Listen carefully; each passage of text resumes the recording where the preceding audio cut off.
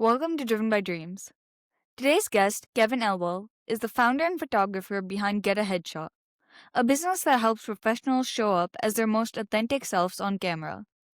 After 20 years in aerospace and another 20 in the intelligence community, Kevin launched his third career in 2019, this time behind the lens. Now he's part of the top 1% of photographers earning over six figures. Get ready to hear how he built a business that helps people feel truly seen. Hi, Kevin. It's wonderful to Hi. connect with you today. I'm excited to learn more about you and your experiences. Yeah, well, I'm excited to be here, so should be fun. Can you share a bit about yourself? Sure. I am a professional photographer here in the District, Maryland, Virginia region. I do headshots, mostly for business people, um, and been doing it now for about 6 years. Before that, I was a government contractor for in the aerospace industry as well as in the intelligence community. So had quite a varied background with technology. So, what inspired you to pivot into entrepreneurship in photography? I've always been a photographer. I've always had an avid interest in photography.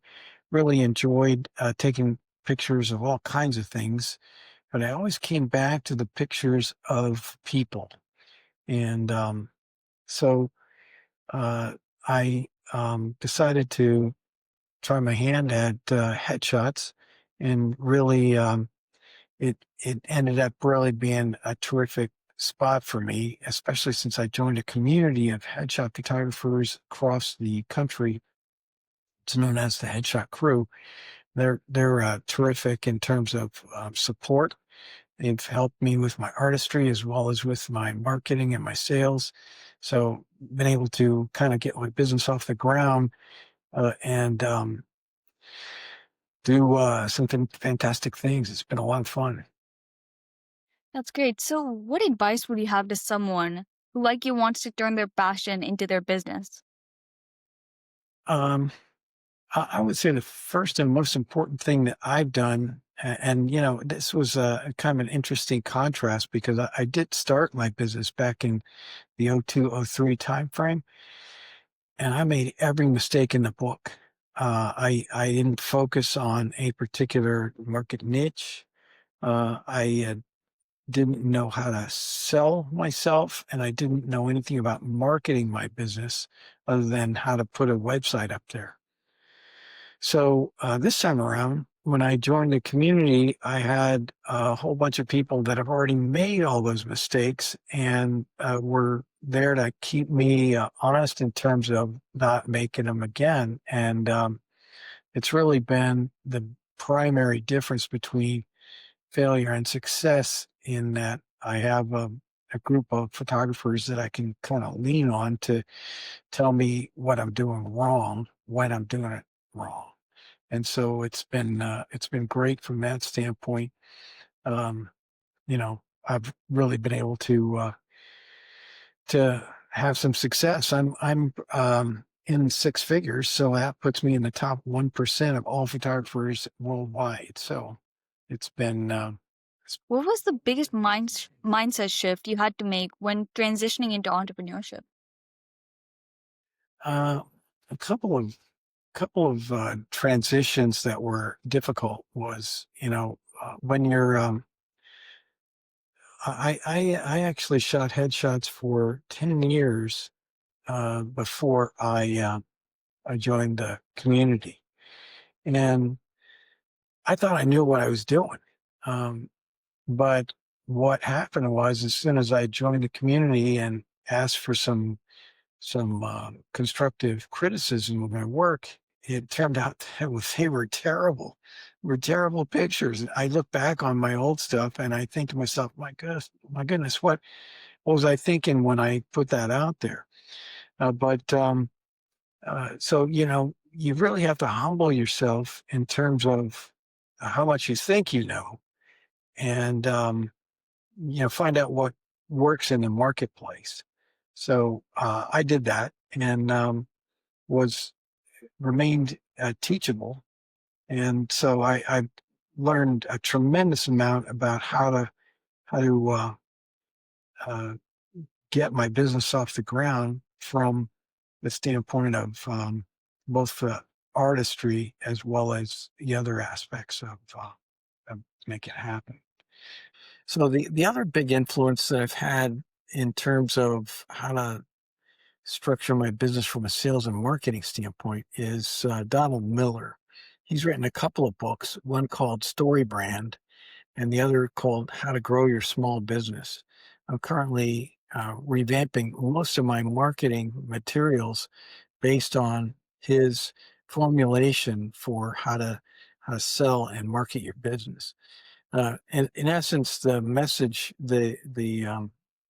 in essence of his story brand is to create a story around your brand, and that you tell the story and you make the customer the hero in the story, and you become the guide. So you're solving his problem based on that paradigm, and um, it's a very, very effective way of reaching to someone. And it doesn't come across as too salesy. I'm not using any high pressure tactics. I'm not trying to you know put out 15 objections before I can circle around and get them to buy something. I'm just basically telling them a story that involves them and their problem, and I'm showing them how I can solve it. And so it's a great way of doing it. The other thing that I'm doing along those lines is I'm basically turning my AI agent, ChatGPT, I'm making them the story brand consultant, right? So I just basically put my sales pitch and my website wireframe and all the other materials that I'm using to market and sell my business, my service, putting all that into ChatGPT and telling it to rework this according to the story brand framework. And it comes back with just amazing stuff. So very, very effective in terms of how to, uh, how to create the right marketing approach for uh, social media as well as for any other promotion I might be doing.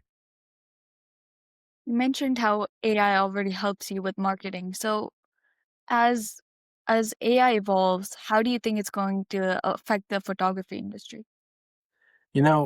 That is one of the primary concerns in my community is just the inroads that AI has made, um, both positive and negative. The negative side, of course, is that what I'm seeing is it started out as maybe 1% of the people on LinkedIn were using AI headshots. Now it's more like 5%. And so it's a significant dent in my offering, or at least my market presence on a key platform like LinkedIn. Um, there's a there's a big gap between what people are using and the reality, though. It's really uh, it's kind of crazy to think that you can put you know these images that AI generates. Basically you put in some selfies or some pictures of you, and you tell it, "Go create me a professional looking headshot." It comes back with something that has a little bit of a cartoonish look about it. It's always makes you look better than you really are, and people don't see that, or don't care, or don't value the the true your true self. And so they post those thinking that, okay, this is sufficient, this is fine, this will work for me. And I suppose it does, but it's there's a big difference between what I do and what AI can generate in terms of the resemblance of who you're, and this is important stuff, when you what's the first thing that people look at when they pull up your LinkedIn profile? It's your picture. This is who you are. This is a representation of who they're dealing with. It's a reflection on your professionalism and exactly what how you want to project yourself out there. So it's an important aspect of what you do as a business professional. Um, so, in fact, I just finished, I had a session this morning where I called somebody out on it. I said, hey, I noticed that you put an AI image up there in your profile picture. uh, I noticed you went with the AI substitute, right? And I told him, hey, if you ever really want to do the real thing, I'm here for you. I'd love to take your picture. And that was enough. He was an IT professional as well, and so he said, "Okay, I'm busted. I'll come in and we'll do a session." And I ended up having a great session with him. We created all kinds of great branding and marketing images. So I think he's happy now. But that's the downside. The upside, of course, is that now all of a sudden I've got a tremendous set of retouching tools and other tools at my fingertips that I didn't used to have before. I mean, it's crazy what you can do with AI. If somebody shows up wearing a plaid shirt, something that I know is not going to look good, and I can just literally draw a circle around their body and say, give me a plain shirt or give me a blue button down or whatever, and boom, it changes that out, and it looks pretty real. It looks like the real thing. So, that's the good side. There's other tools too that I use. Like for instance, if a subject wears glasses, and this one did, invariably that creates a glare. Well, all I have to do is move that slider over, and that glare is gone. So it's really nice to have that kind of power. I don't use a retoucher anymore. I used to have a retoucher that I paid thousands of dollars to over the course of a year. Now I do it all myself in almost the amount of time that I would take for me to describe to him what I want to have done. So it's got its upsides and downsides. All in all, I think it's more up than down. So I'm excited about the future of what AI can do for me. I know it's capable of creating some terrific web pages and other things that I haven't been able to get them to work for me yet. But I think it writes incredible code. It does.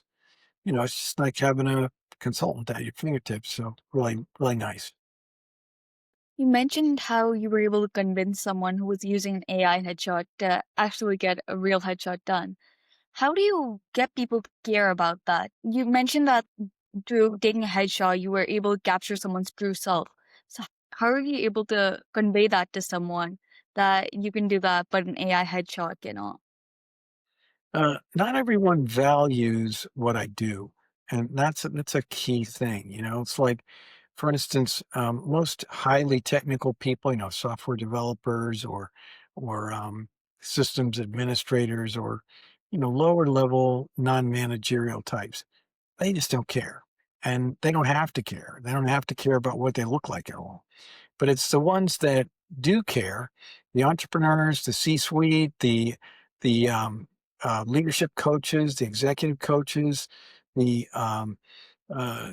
people that um, are out there marketing themselves and branding themselves. If you're a speaker or an author, you care greatly about what you look like when you come across. And it's one of those things where you just kind of have to accept the fact that not everyone is going to value my service. There are people out there that undercut my price all the time, right? These are snapshot photographers. They buy a nice camera. They might buy a flash with an umbrella and light stand, and boom, they're in business. And they can create credible images, but they're not going to craft something that really creates a message and has the polish that I do. I do magazine quality images, and that's not something that you can. You have to learn all those skills, and you have to learn exactly how to use all that equipment. I've got a studio uh, full of, I've got about $30,000 wrapped up in my studio, and that's a conservative estimate based on I've replaced all kinds of things. I got the latest in lights, the latest in cameras. All of these are great tools, but if you don't know how to use them, they're not going to create the kind of images that I generate. So, does that answer your question? Yeah, that does. Thank you. So I know a lot of people, including me, when you're in front of the camera, it feels very hard to be real. So how do you help people feel confident and authentic in front of the camera? Well, it's not always possible. There are a lot of people that just freeze up. I mean, I had this one woman. I put her in front of my bright lights, and she was just blinded. She could not get past the fact that she was in front of this bank of lights. But those are the exceptions. Most of people, you just have to kind of take their mind off of it. Maybe you have to turn down the lights a little bit, um, and try to, I mean, I use all kinds of tricks. Like for instance, I'll talk about their wife or their kids, somebody that makes them laugh. Or I'll talk about their dog. Dogs, that's their main job in life is to make you laugh. So if you've got a dog, invariably that dog is doing silly things that make you laugh, like stealing your socks or bringing you a bone or a tug toy when he or she wants to play. So it's one of those things where you kind of take their mind off of what they're doing, get them to think about something else, and then they can relax. The other thing I do is I coach them. I use expression coaching. So like for instance, the goal of a headshot is to leave the viewer with the impression that you're confident you can do the job for them, but you're still approachable, right? So confidence happens right here in your eyes. So this is not confident. This is confident. A little bit of a squint, and then approachability happens in your mouth. So you know you can't fake a smile. That looks crazy, right? That's a scary looking person. You want to give them enough to you know put a pleasant expression on it. It doesn't have to be a big, cheesy, toothy grin. It can just be a micro smile, kind of like the one you're sporting right now. It's just a little something that says, I'm happy inside. The other thing we want to do is, you want a nice jawline, right? So I'm an old guy. I got all kinds of issues down here. So as soon as I do this, and the camera only sees this two-dimensional thing, right? You know, this looks like I got 67 chins, right? Now, if I do that, now, I've lost some of those issues. I'm an old guy, so I still got some issues down there. But it's that kind of thing where you can coach them to get a more authentic look than you would with just smile. Yeah, that's the wrong approach. Most photographers just tell you to smile and leave it up to you, and if you don't smile, you're going to look fake, right? They don't care because they're just they're a volume photography, or they don't care about the artistry or whatever. So Well, thank you for sharing that. yeah. What are some of the most valuable lessons you've learned as an entrepreneur? um,